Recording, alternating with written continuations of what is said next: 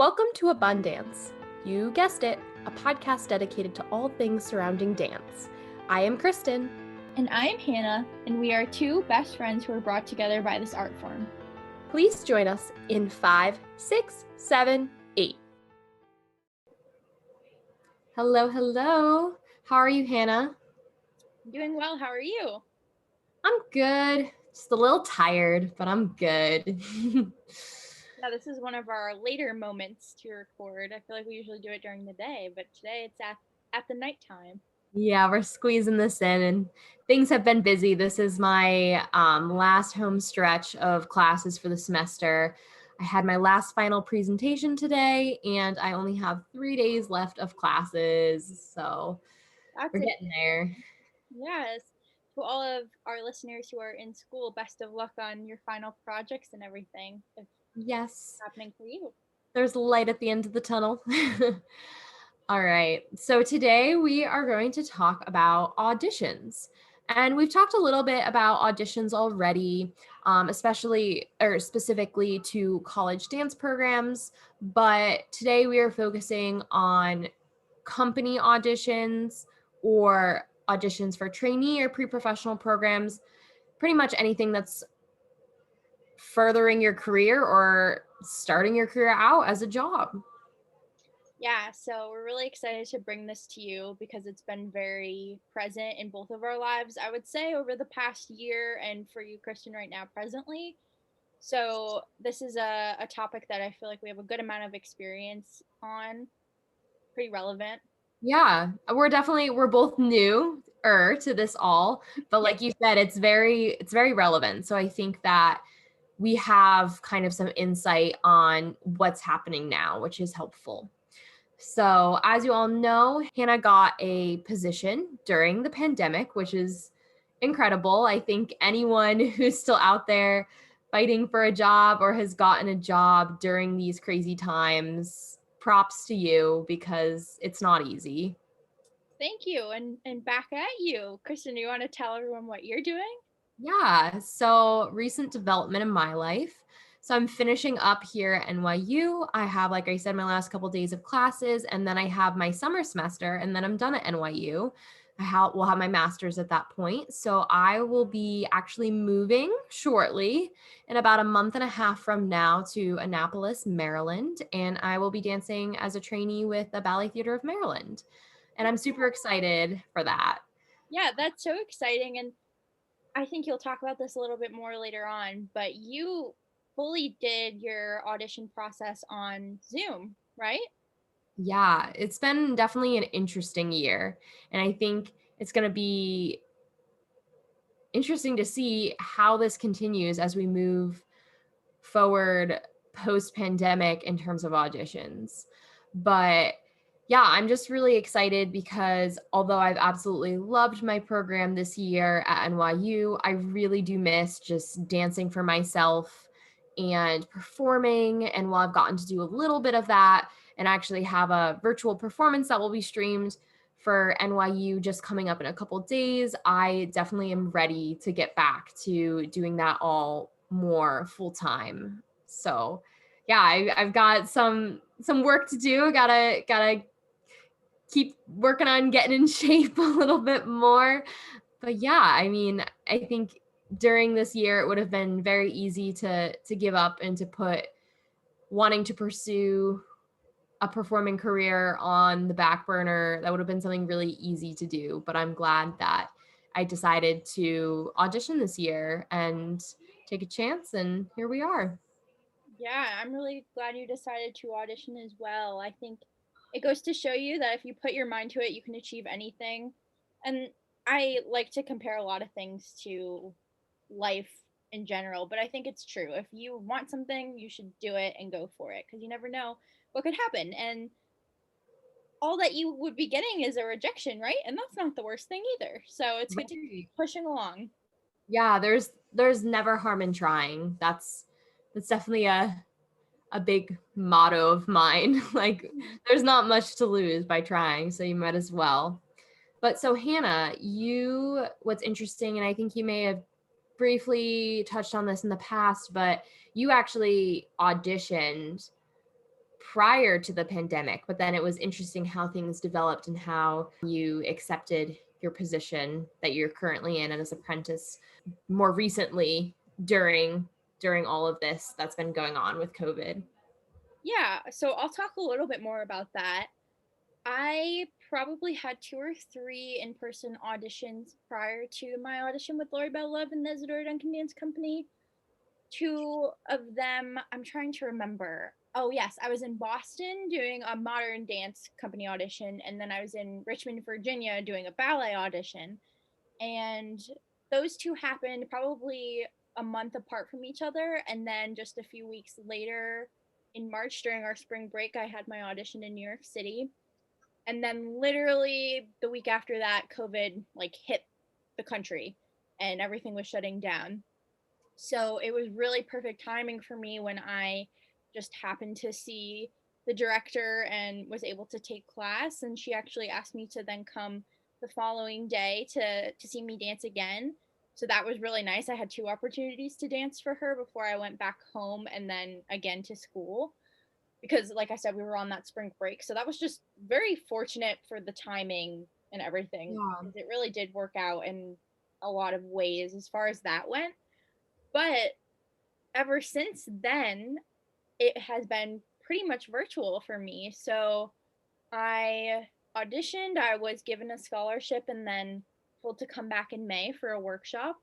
And actually, the workshop slash residency that kept getting postponed is actually happening now in a couple of weeks. So I'll be going to the city again, and I'll probably get to see Kristen a few times, which is exciting too. But I'll be there the last week of May and the first week of June for a 2-week residency. But anyhow, that was supposed to happen last year, and I was supposed to go. And then, of course, it kept getting canceled. And I was just like, oh my gosh, what is happening? Like, I was really interested in this company and I wanted a position with them. But then COVID happened, and I was just like, oh my goodness, what is going on? But ever since then, I just kept doing things virtually with the company. And finally, in December, I was offered a contract as an apprentice, and that was really exciting. And I briefly just visited the director in person. I saw her and took class with her, and then I'll get to see her again and the rest of the company coming up very shortly, as I mentioned. So I'm just super excited to be in person again with everyone, because as you can attest to, Kristen as well, on Zoom, it's just such a different experience. But yeah, going back to all of that, I had a few experiences in person auditioning and only one on Zoom when I did my Jose Limon audition for their professional training program. So that was all online, and the Zoom audition was quite different from being in person, but it still went as smooth as it could be. But yeah, overall, I just feel like my experience is quite unique. At Yeah. least. And I think of all that too, what I think is really special is that you did get those 2 days back to back with Lori seeing you in person back when you auditioned in the spring. That's, I think, really nice because, of course, we all have bad days, and seeing a dancer once puts so much pressure on, that time and place. And I'm not saying like you were called back because like it didn't go well or anything, but I'm just saying like it's so nice, I think, just to give dancers multiple opportunities to be able to show themselves. And I think too, for smaller companies, it's really important as well, because I think that they're looking at not only the dancer, but the person and your personality, and seeing if you'll fit in well, because obviously in a bigger company, it's kind of one person doesn't necessarily make a big difference in the overall dynamic of the group. But when you have like a smaller, or maybe even medium-sized company, I don't know, it seems to be a bigger thing that they really care about the whole person. I agree. And I think in a lot of ways, a company is meant to kind of work as a family, if that makes sense. So, as a group, you want to really get along well with each other, be able to put on a good performance. And so, I think fitting into the company and just being a good person overall is really what a lot of companies are looking for, and directors. And so, I think, yeah, being personable and seeing how you fit in with the group is a really big thing. Yeah. One of the Zoom auditions I had this year, it was for a smaller company, and that was the most personable audition I had of all of them. I zoomed into their company class. I was the only auditionee.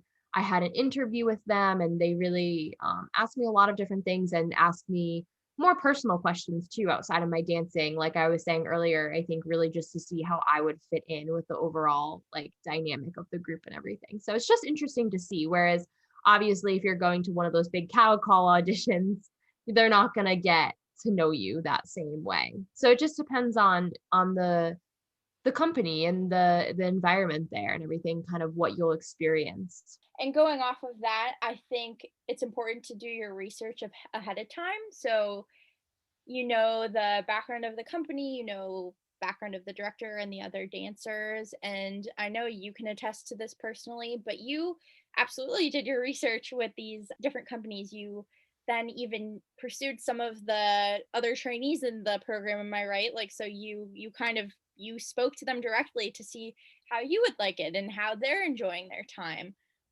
And I just think if you really look into the company and it's like again, like kind of like a college, like is it the right fit for you? And Yeah. are you the right fit for them? So Hmm. I think that also just tags along Yeah, nicely. that definitely applies here. I would absolutely agree that research is one of the biggest components of it all. I will admit sometimes, so in the dance world, we don't always have options. I was fortunate I did have options to choose from in the end here, which is such a blessing to have. I did not expect to have options, quite frankly.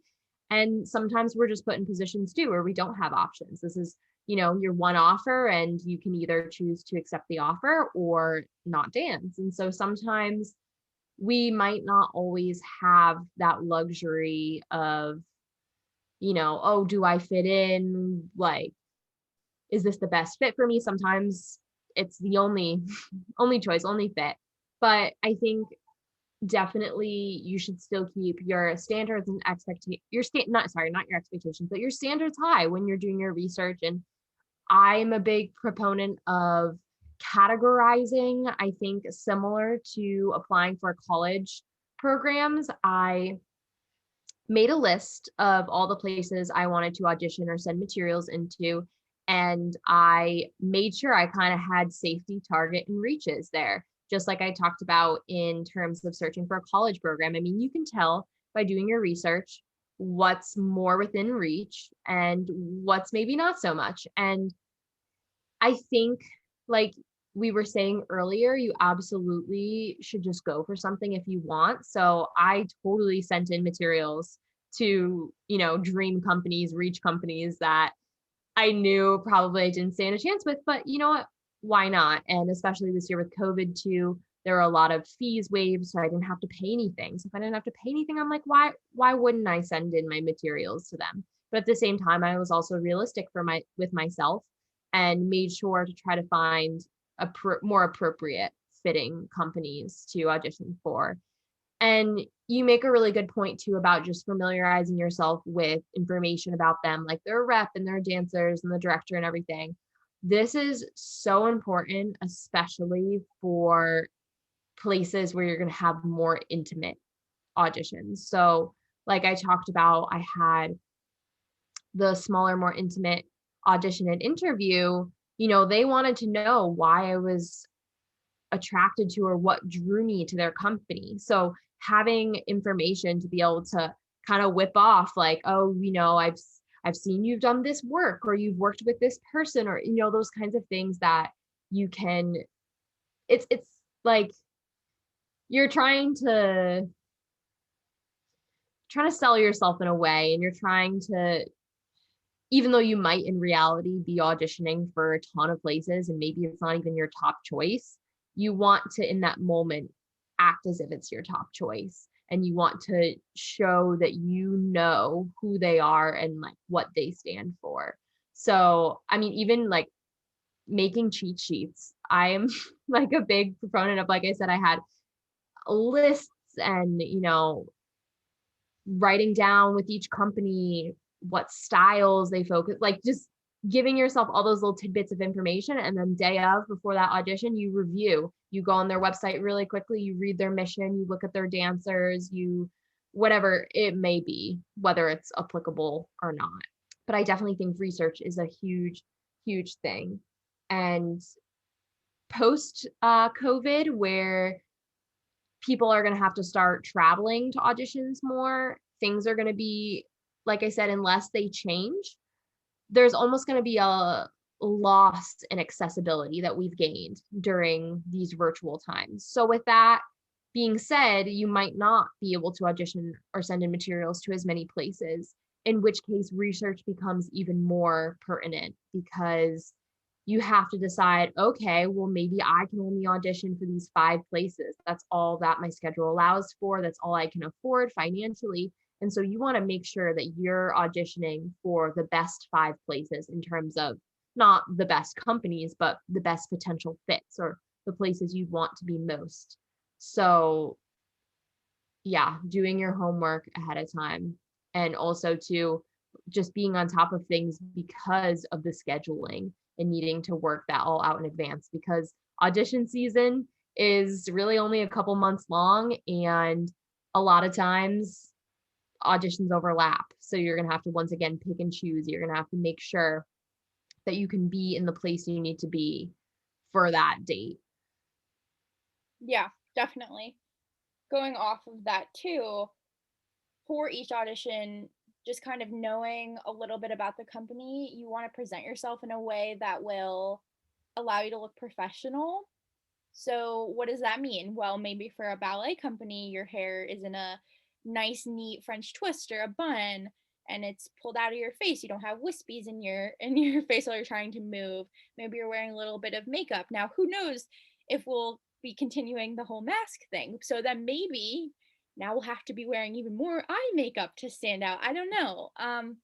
But I think it's important just to be aware of how you present yourself because you're kind of like a commodity, right? Like you want the company to like you. They and I don't mean like we're objects. Of course I don't mean that. But you want to fit in and you want to bring your best self to every audition that you plan to do, right? So I just think playing and looking the part is super important and also just being confident and personable as well.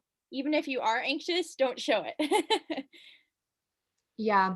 Something that I think is really interesting in terms of presenting yourself and that professionalism during these weird COVID times is actually the space that you're dancing in. So for Zoom auditions, I was very grateful and lucky to be able to take my Zoom auditions from a dance studio.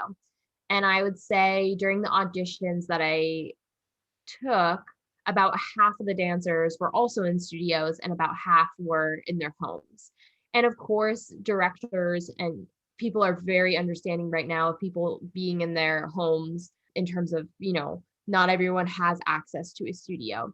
And even within your home, too, it might not be the most ideal circumstances. You might not have enough room to ideally do a grand allegro, or your floors might be a little slippery. Maybe you don't have that little square of marley flooring for your pirouettes and everything, and it's a little slick. So I definitely noticed a lot of understanding in terms of the directors and the people leading the auditions, which I think is really important. And I do appreciate that because I will admit, the ballet world specifically has a tendency to not always be the most understanding of individual circumstances. But I do think that people have become a little more gentle during these times. But I would just say, even if you're dancing from home and you don't maybe have the most ideal space, to still make sure that it's appearing professional, so don't. Maybe you're dancing in your living room. Maybe normally your living room is a little messy, and that's okay. It's your own home. Live how you choose. That is fine. But if you have an audition coming up, clear out the space around you if you can, just of any unnecessary objects. Try to have a nice, clean background, even if literally right over to the side you have like a giant pile of stuff. Like as long as it's off the camera.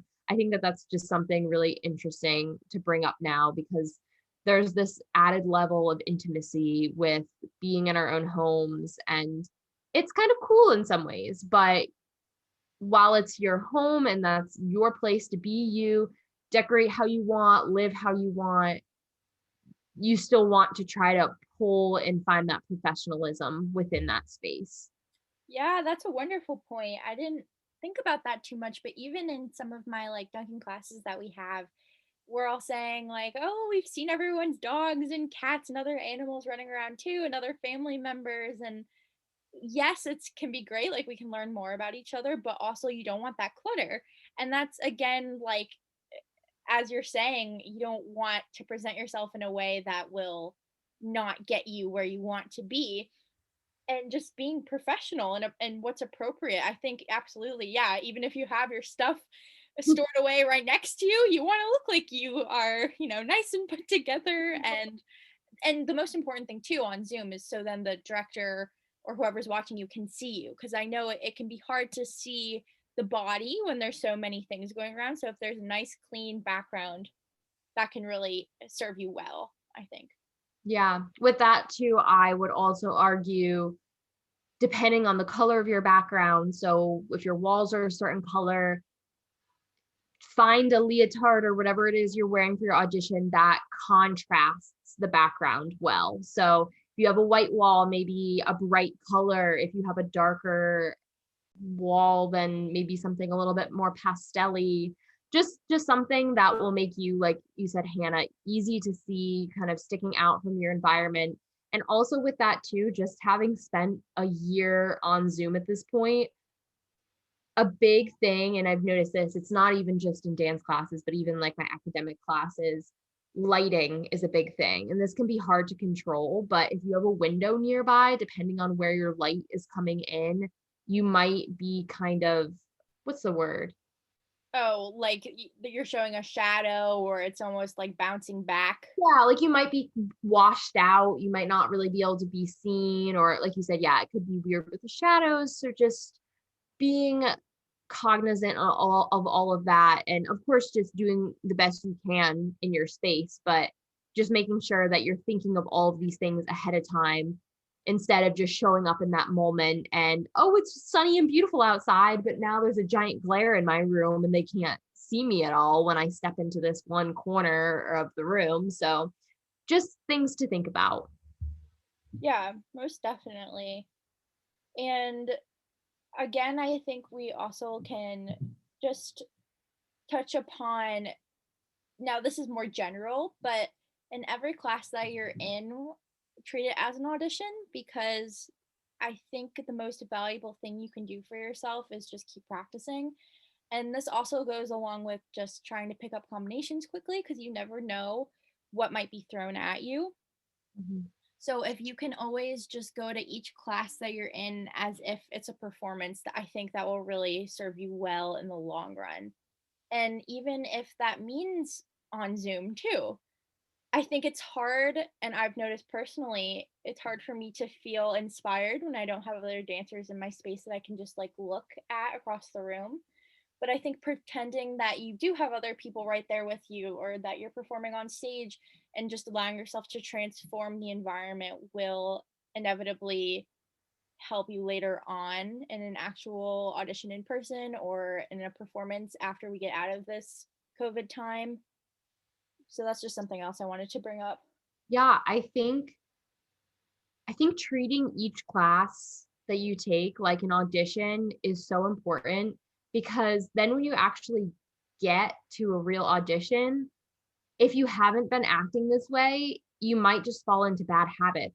And it might just seem like, oh, today is just another class, with maybe just a guest teacher or a master class or something. But if you're not treating every single class with that level of seriousness and presentation on your end, then you're likely not going to deliver when you need to in an audition. It's not going to be as easy to tap into.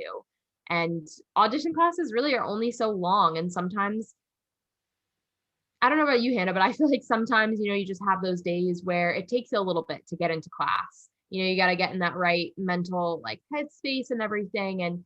And some days it just doesn't happen right away from the first minute of class beginning. And so audition classes are only so long. You don't want to be waiting until an hour into the class to be finally like, oh my gosh, this is actually an audition, and to then start presenting yourself. You want to, the minute you step into that room or Leave. into your Zoom box, yeah, you want to give it your all and be ready to go. And so I think practicing that every day in your normal classes is how you can best achieve that. Absolutely, I completely agree.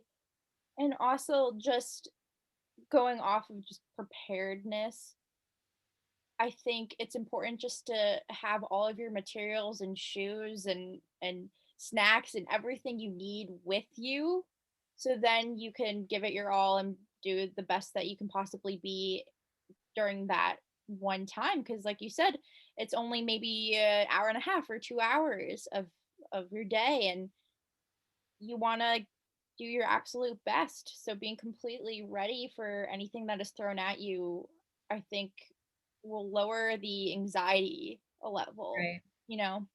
Because it is so stressful because you work your entire career. I mean, we've been dancing for how long? We went to college for dance. We have our degrees. We've done so much preparing up to this moment, to auditioning. And then it can be frustrating at times and it can be really stressful because you have this short little window. Perhaps something, is going on in your life at that moment too. Perhaps you didn't sleep well the night before, or you've been traveling like crazy to get wherever you need to be for your audition. And there's Right. just so many factors. And so Yeah, yeah. it's a lot on that couple hour span of time that you have to show yourself. And it's a bit frustrating at times. It's doesn't always feel like the ideal way of getting to know someone and getting to know their true abilities, but unfortunately it is kind of the reality of the profession. And so yeah, I think that's all really true what you had to say. Yeah, I also think just some tips going into an audition: be your authentic self, be energetic, be nice, be helpful, ask questions, and really listen to what other people are saying too. So let's say someone asks a question and then the director or teacher gives a correction or whatever it might be. Really listen to that and apply it, because that's what they're looking for, I think, in an audition. Who's going to apply those corrections? Yeah, so it's just been really interesting from the perspective of a teacher and just having assumed some different roles other than being a student and a performer, that I've gleaned a little insight on just how important it is to really pick up corrections in an audition type setting. Teachers are honestly, or whomever it is that's giving your audition class, whether it's the director or whether it's one of the ballet mistress, whoever it might be, they oftentimes it's almost like a quiz or a test. They're purposely trying to accentuate certain things or give a certain correction. You just never know. So they might throw in a strange port-de-bras or something, instead of your traditional arms for plies that are done every day. They might give something a little bit different to see if you're noticing those things, just to see really who's picking up on those details as opposed to who's kind of sitting in and getting comfortable with what they're used to. So it's kind of a little test in some ways. Definitely. All right. Well, so this is a good time, I think, to take a break. So we'll see you all in just a few minutes. We are back. Welcome. So I just wanted to now talk a little bit about what it means to make a mistake, because we're only human. We make mistakes in life. And I think it's about how you handle them in an audition. So be wrong and be strong. Don't get Love bogged down. that. Yes, wrong and strong. Don't get bogged down if something happens, because I think we can really get in our head if we're like, oh my gosh, I made a mistake. What if they notice? And you can just get in this circle of anxiety. And it's good to just take a breath and just keep going, because maybe they didn't even notice or they like what you did. So just being confident in yourself. And yeah, do you have anything you want to say about that? I mean, I think you summed it up pretty well. Yeah. And I think, again, like in class, it's good to do that as well. Like, don't stop what you're doing, or don't make a face when something goes wrong, or get And it's all upset. exactly what you would have to do on stage. If Yeah, you made a right. mistake on stage, you're not going to just like stop what you're doing and just stand there. right? You're going to somehow pull it together and make it work with whatever happens. So you have to have the same kind of mentality that you would on stage when you're in an audition. And you got to just keep moving forward. You almost have to form a little bit of like a mental block. So if something happens, you got to just somehow, you got to compartmentalize it, put it aside. And you know what? After the audition, if you want to have a little pity party for yourself, by all means, go ahead, but don't have your pity party in the middle of the audition because that will only throw you off further. Yeah, and that could also distract from what you're doing. Like they might think, "Oh, this person is great," but now that I can't just not see that anymore. Like I just see them making a mistake in how they handled that, and now I don't want to hire them. Maybe or, it's just always present yourself in a positive light to people. Don't give them something they can say negatively about you. Yes, absolutely. Well said. So, just another thing I wanted to bring up, and Kristen, I know you have some things you want to say as well, so I don't want you to forget that. But I All good, all good. My thoughts are here in my brain. They're not leaving. oh, good, good. We love to hear it. So I just also want to say, kind of going off of mistakes, rejections happen. And even if you do get a rejection, and as we stated earlier, like the least someone could say is no, right? So you might as well just always be gracious and grateful for every opportunity because it can always be a learning experience. And then a lot of times, because the dance world is small, you're going to see these people again and again, or you might know someone that knows someone else. So that's also networking. So just be nice always. Send a follow up email to the director. Be happy and energetic and smile to everyone. Introduce yourself. Be personable. Do all of those things and always just be completely on your game, I guess I would Yeah. say. It's just important to really be on top of it no matter what.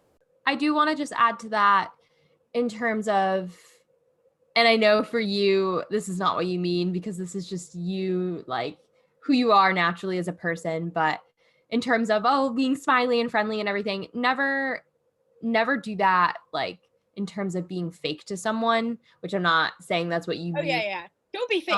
Because Hannah, for anyone who knows Hannah, Hannah's bubbly and will go up and talk to everyone and is very genuine about it all. But if that's not your personality too, if you're not as like open to that and you don't really necessarily want to talk to the other dancers when you're at an audition and you need to just be a little bit more focused on yourself, that's okay too. But there's just make sure you're not, giving off a vibe that, you Yeah. know, you're, I don't know. You're closed off or you don't want Yeah, like you to. just want to be careful about how you're presenting yourself to others. And you definitely should be friendly, but don't also be fake. You don't need to go around and try to be everyone's best friend. Right, right. Be I your don't know. authentic.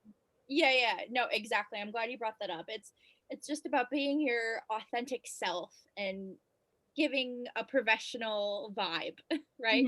Mhm. Professional vibe. I like that. Always. All right. So what did you want to talk about?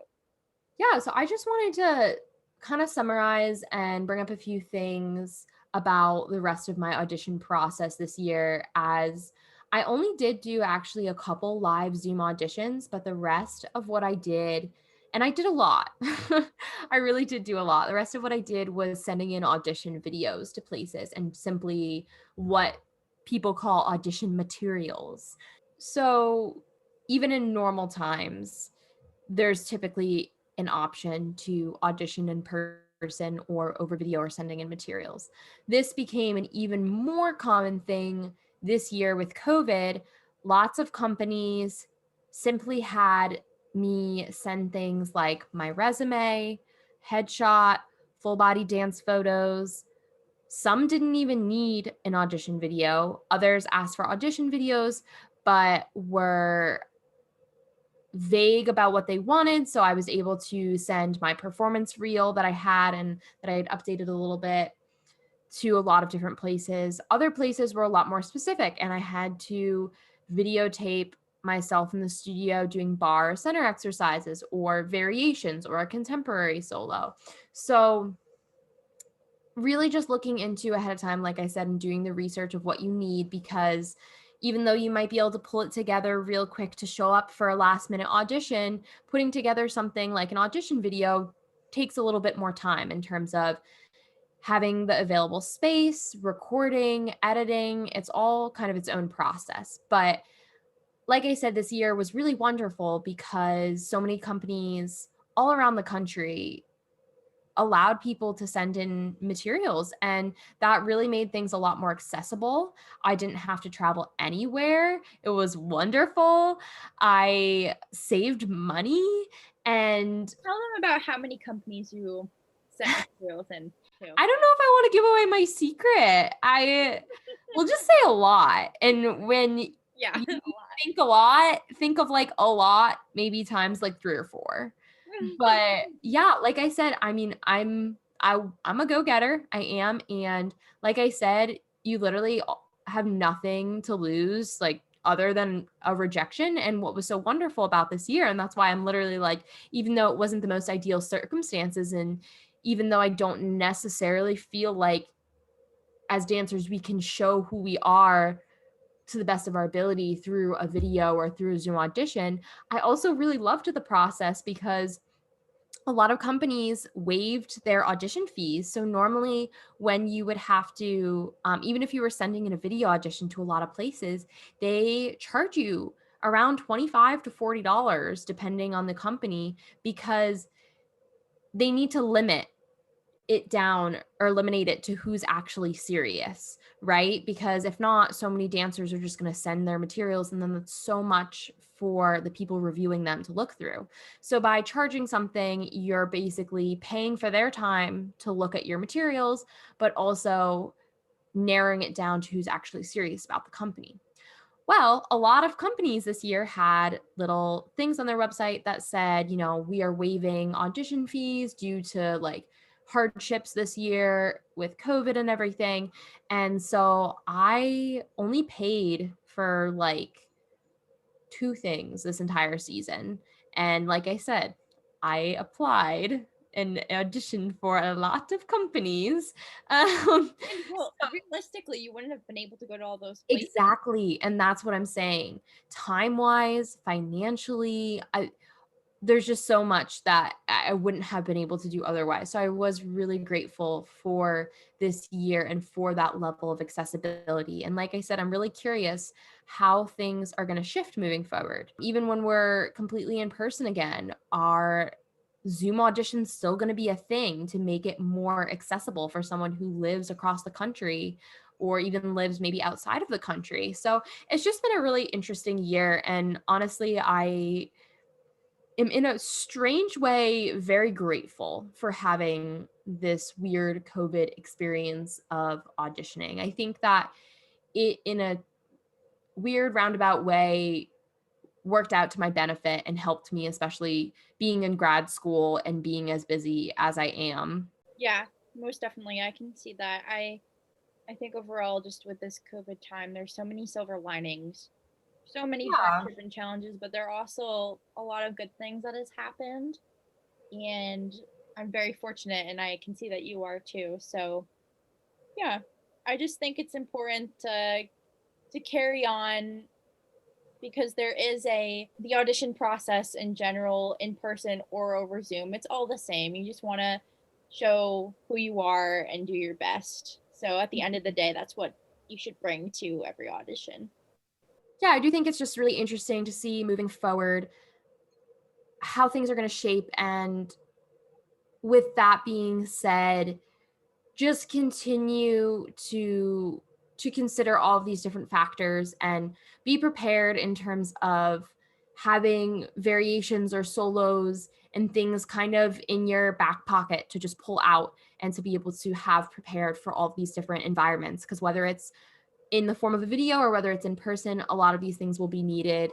And making sure to, perhaps going forward, we may have to start paying more again than this past year. So making sure you're looking into all of those details as you're doing your research and making a plan that's realistic for yourself.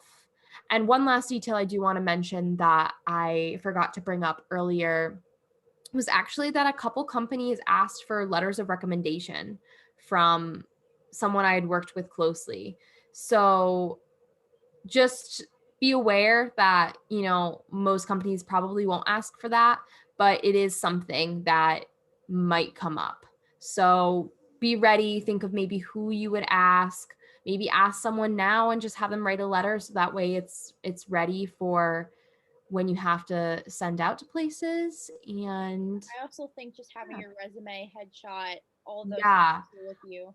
I mean, I don't know about you, and I think a lot of dancers are maybe going to feel this way, but once things and we are on that path, things are starting to get a little bit more normal again, which is amazing. But as we continue to move down this path, I think a lot of dancers are going to need things like updated headshots and and dance photos and just those kinds of things. I think for me personally down the road, I definitely am going to need an updated headshot, for example, as I've had multiple haircuts since my last, and just keeping up with all of those things. It's definitely important. I encourage each and every one of you listening to just chase your dreams and never give up, regardless of whether it seems possible or not. If you can dream it, you can do it.